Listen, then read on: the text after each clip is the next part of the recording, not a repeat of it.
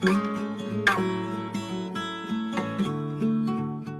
sì, io vi parlo di questo progetto che ha preso piede, diciamo è partito da pochissimo, quindi è proprio una fase sperimentale. Tra l'altro qua c'è anche sono diverse persone che fanno parte dell'associazione che hanno proprio avuto questa idea, e tra l'altro c'è anche Manuela che parlerà dopo e che io citerò nel mio intervento, perché chiaramente... Ah, ok, ecco qua. Sì, gli obiettivi del mio intervento sono appunto illustrare un primo bilancio di quelle che sono le attività di queste esperienze che sono in questi giorni hanno coinvolto un gruppo di maestre. Ringrazio tra l'altro anche la dirigente che è qua con noi, perché appunto anche lei, grazie a lei, ho avuto accesso a diverse informazioni anche riguardanti la nascita di questo processo, perché sono state intraprese diverse azioni di promozione da parte di Sfacciata Sabreguncia, che significa finita la vergogna, da appunto un gruppo di padri e di madri, quindi un gruppo di genitori sardi impegnati nella rivitalizzazione delle varietà locali, quindi non solo il sardo, abbiamo a che fare anche con le altre varietà della Sardegna,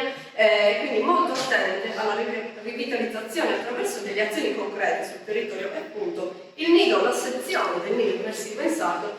va in quella direzione. Però questo intervento, per il quale io mi sento di ringraziare anche i genitori che hanno preso parte a questo questionario che io ho somministrato via Google, per avere appunto le loro risposte, le motivazioni che hanno spinto i genitori a mandare i loro bambini e le loro bambine nell'asilo nido, capire come stanno lavorando anche loro a casa con il sardo, perché parliamo di un asilo nido che sta a Cagliari, quindi chiaramente si parla la varietà locale che è il sardo campidanese. E poi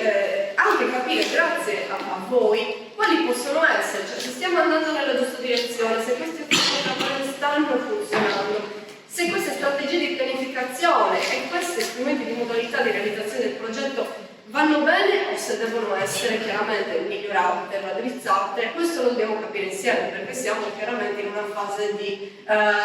inizio di questo percorso. Quindi chiaramente mi sento di ringraziare anche i genitori che hanno preso parte a questo lavoro.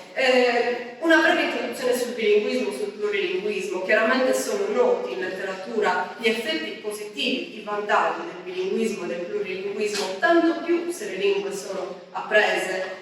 fin dalla primissima infanzia. Abbiamo degli effetti positivi sia a livello appunto dello sviluppo cognitivo, ma chiaramente anche delle capacità relazionali, delle capacità, delle competenze metalinguistiche, quindi la capacità del parlante anche di non solo di riflettere sulla propria esperienza di parlante linguistico, sul proprio repertorio, ma anche la capacità di apprendere altre lingue. Quindi l'importanza di avere più varietà all'interno di un territorio poi ci spinge anche a essere più curiosi, più attenti nei confronti delle altre lingue presenti nel territorio. E noi sappiamo quanto comunque la nostra terra stia diventando anche in questi ultimi anni un territorio sempre più plurilingue, anche grazie ai tantissimi alle persone comunque che arrivano da altri paesi e che si trovano poi a vivere a Cagliari. Tra l'altro nel contesto proprio dell'asilo nido ci sono tanti bambini che provengono da famiglie di altri paesi, dell'Africa e dell'Asia ad esempio, quindi nell'asilo nido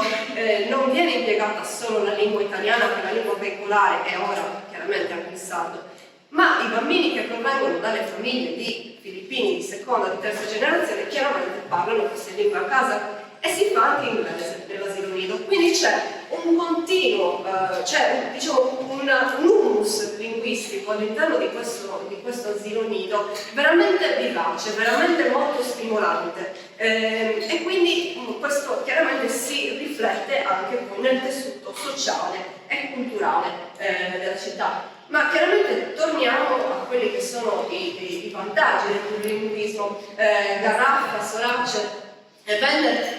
parlano di diverse peculiarità che deve avere l'input nella L2. In questo caso io mi riferisco al sardo, ma a qualsiasi lingua a seconda che venga parlata in famiglia, che sono la qualità, la quantità, la diversificazione dell'input. Quindi i bambini, per poter crescere bilingui, hanno anche bisogno di essere esposti in maniera continuativa, sistematica, in maniera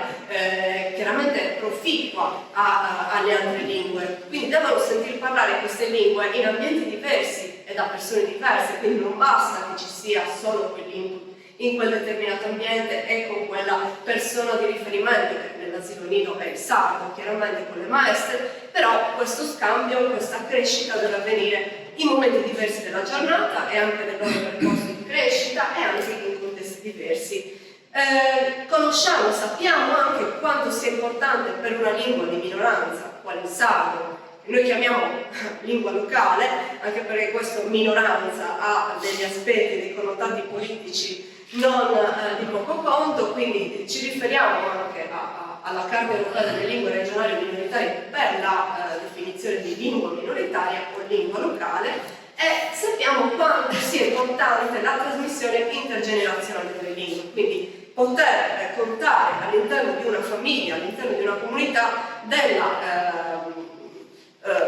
possibilità per un bambino, per una bambina, di sentir parlare la lingua, quindi non solo la lingua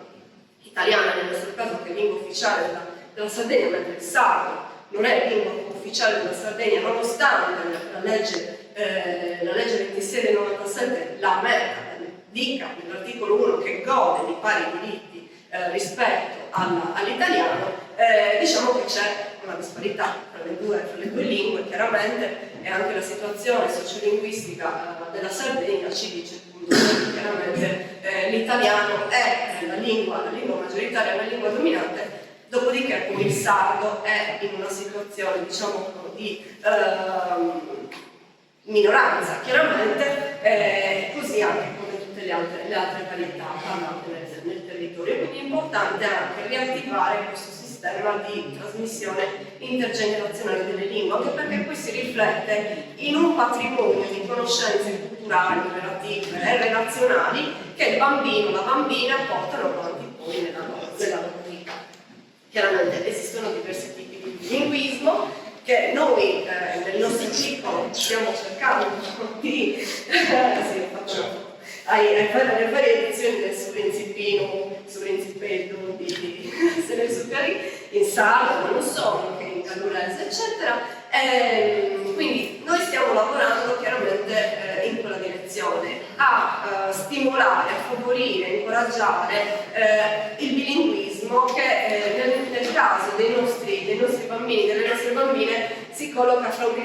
bilinguismo simultaneo e un bilinguismo consecutivo, in quanto per molti di loro la lingua italiana è già presa nell'ambito familiare, quindi il sardo viene sentito per molti di loro per la prima volta all'asilo nido da parte delle maestre, però vedremo che questa situazione piano piano sta mutando, perché c'è maggiore consapevolezza anche da parte dei genitori, una maggiore consapevolezza. Si parla anche di diverse acquisizioni delle lingue, dalla nascita nativa, precoce, a partire dai 4-6 anni, e poi tardiva a partire dai 12 anni. Quindi rispetto a questi quadri, a queste cornici, noi ci collochiamo e in base a questo stabiliamo che tipo di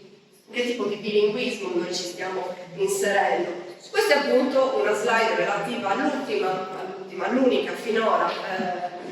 ricerca sociolinguistica fatta in Sardegna nel 2007 a cura di Anna Oppo, i cui dati sono noti a tutti. Mi sento di citare il lavoro del professor Marco Pizzalis del Dipartimento di Scienze Politiche e Sociali dell'Università di Cagliari, che sta portando avanti, anche insieme a Antonietta Mario,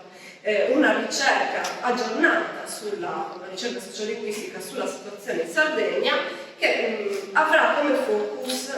la lingua delle scuole, quindi i ragazzi delle scuole. Se poi loro volessero aggiungere qualcosa dopo, mi farebbe molto piacere, però diciamo che è una ricerca che è ancora in fase insomma, in atto, per cui non possiamo di certo condividere dati, però aspettiamo con grande interesse questi dati. Dei dati che ho ripreso dal sito dell'Endangered Languages Network, che ci parla di una situazione in cui il sardo, diviso nelle sue due macro varietà, il campidanese e il cudorese, sarebbe parlato da circa 1 milione di persone, e mentre il gallurese e il sessanese avrebbero circa 100.000 parlanti per ogni varietà. Non mi è dato sapere il dato del tabarchino, ma riferendosi a Calasetta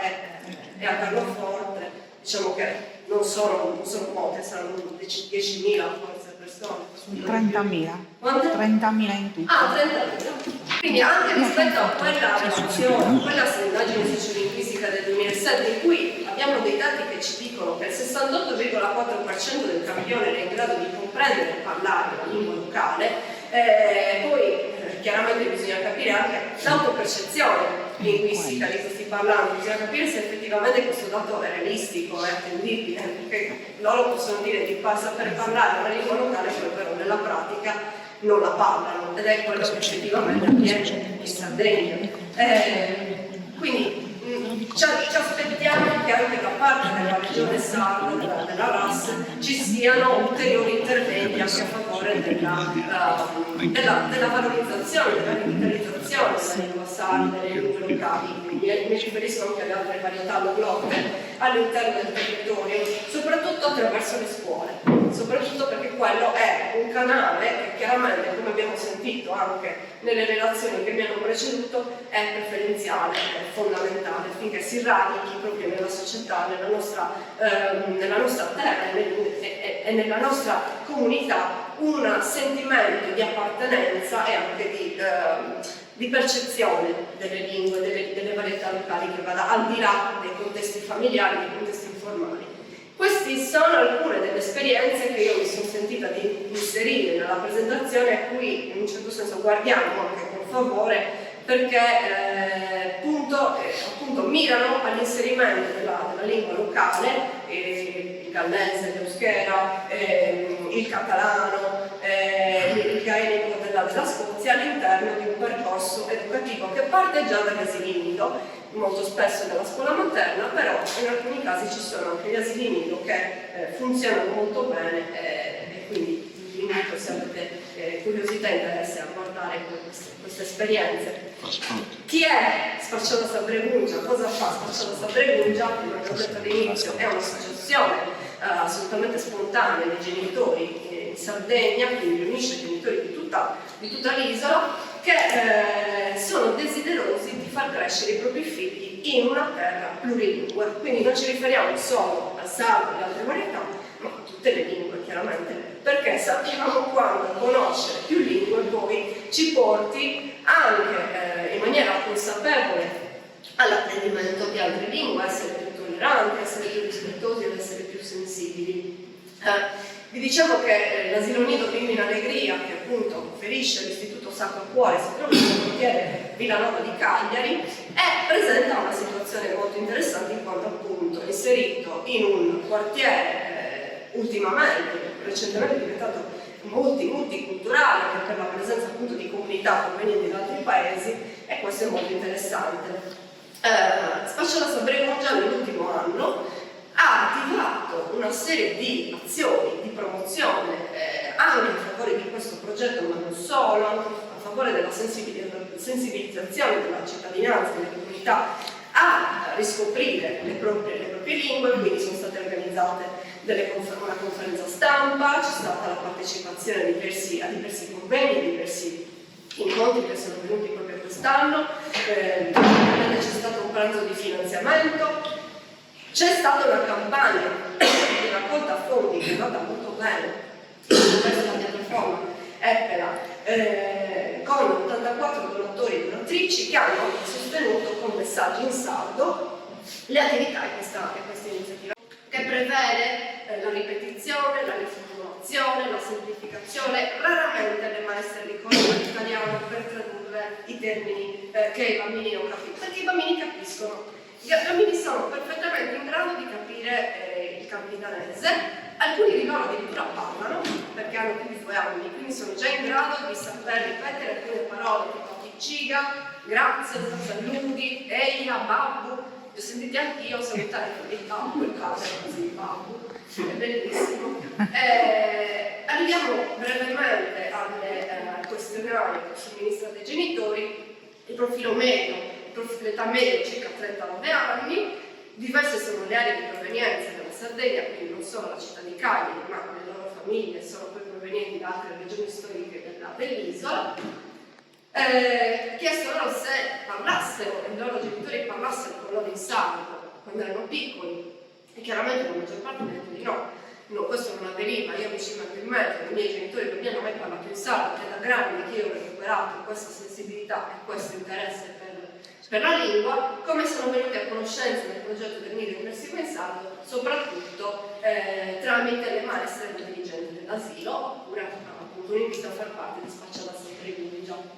Quali sono le motivazioni? Ho ripreso proprio testualmente le loro parole perché pensiamo che sia importante la conoscenza della nostra lingua e le tradizioni della Sardegna. Sappiamo quale sia l'importanza del bilinguismo per la crescita e lo sviluppo cognitivo del bambino, e metterlo in pratica anche attraverso il sardo ci è sembrata un'occasione unica per dare delle conoscenze che difficilmente il bambino avrebbe acquisito in famiglia e di cui potrà farne tesoro nella sua vita, senza contare l'importanza che ha conoscere la lingua della propria terra. Quindi insomma sono delle motivazioni legate non solo all'importanza di conoscere un'altra lingua, ma anche all'importanza di viverla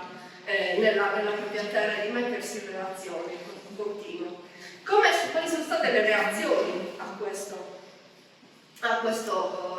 decisione, a questa scelta? In alcuni casi, nella maggior parte dei casi, positive,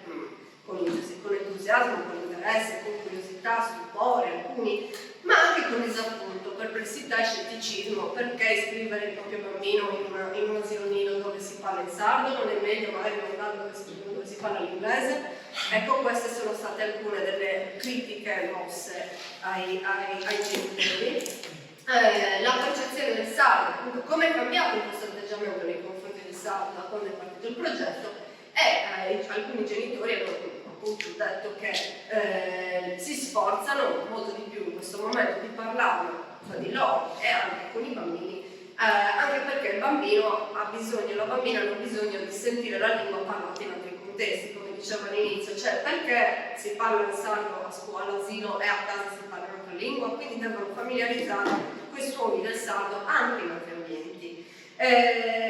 Alcuni di loro mettono in pratica anche l'approccio one parent, one language, quindi un genitore parla in sardo, l'altro genitore parla in italiano, in modo anche da favorire questa relazione non solo linguistica ma anche emotiva, affettiva con il genitore in quella lingua. Abbiamo visto già questi dati. Questi sono alcuni strumenti che vengono utilizzati all'interno delle famiglie per incoraggiare l'uso del sardo, giochi, libri, filastrocche, la musica,